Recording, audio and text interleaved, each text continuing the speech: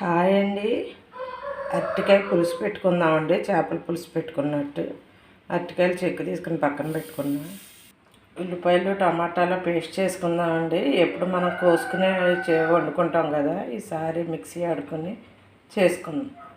మసాలా తీసుకున్నానండి. ఒక స్పూనుడు ధనియాలు, ఒక స్పూనుడు జీలకర్ర, అల్లం ముక్క, 4 వెల్లుల్లిపాయ రేకలండి, ఒక చెక్క, ఒక మొక్క వేసుకున్నాం. ఇవి కూడా మిక్సీ ఆడుకున్నాం. ఉల్లిపాయలు టమాటాలు వేసేసుకున్నామండి. ఈ మసాలా కూడా వేసి ఆడేసుకున్నాం. మిక్సీ ఆడేసుకున్నానండి.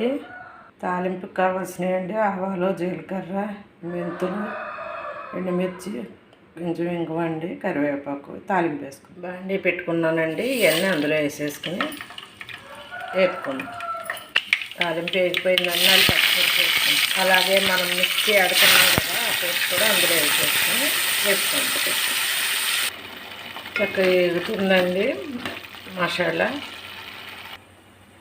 ఉప్పు, కారం, పసుపు అండి వేసేసుకుందాం. ఇందులో వేసేసుకుందామండి. వేసుకుని కలుపుకుందాం. ఇది కూడా వేగిపోతే బాగుంటుంది. రోజు ఒకే రకం కూరలు తింటే బోరు కొడుతుంది కదండి పిల్లలకి. వాళ్ళ గురించి ఏదో వెరైటీ. అరటికాయ ముక్కలండి ఇలా కోసుకున్నా, సైజే కోసుకున్నా, ఇంకా పెద్దగా కోసుకోవచ్చు, సరిపోతాయి. ఇలా ఈ ముక్కలు ఇందులో వేసేసుకుందామండి. వేసి ఒకసారి కలుపుకుందాం. ముక్కలు ఒకసారి కలుపుకుందాం.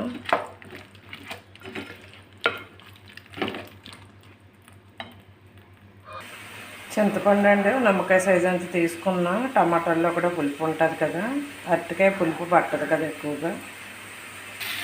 చక్కగా వేగిందండి. ఆయిల్ బయటకు వచ్చింది కదా, ఇప్పుడు పులుపు పోసేసుకున్నాం. చింతపండు పులుపు పోసేసుకున్నాం. ఒకసారి కలిపేసుకుని ఉప్పు కారాలు చూసుకుని సిమ్మిల్లో పెట్టేసుకుందామండి. ఒక్క 10 నిమిషాల్లో అయిపోతుంది. అలా కొంచెం కరివేపాకండి వేసుకుందాం. వేసుకుని సిమ్మిల్లో పెడితే చక్కగా మగ్గిపోయి బాగుంటుంది పులుసు, చేపల పులుసు కింద. కూర చూద్దామండి ఒకసారి. అయిపోవచ్చింది. ముక్క ఉడికిందో లేదో. ఉడికిపోయిందండి. కూర అయిపోయిందండి. ఫైనల్ టచ్ మనం కొత్తిమీర వేసేసుకొని చక్కగా ఒకసారి మిక్స్ చేసుకొని దింపేసుకుందాం.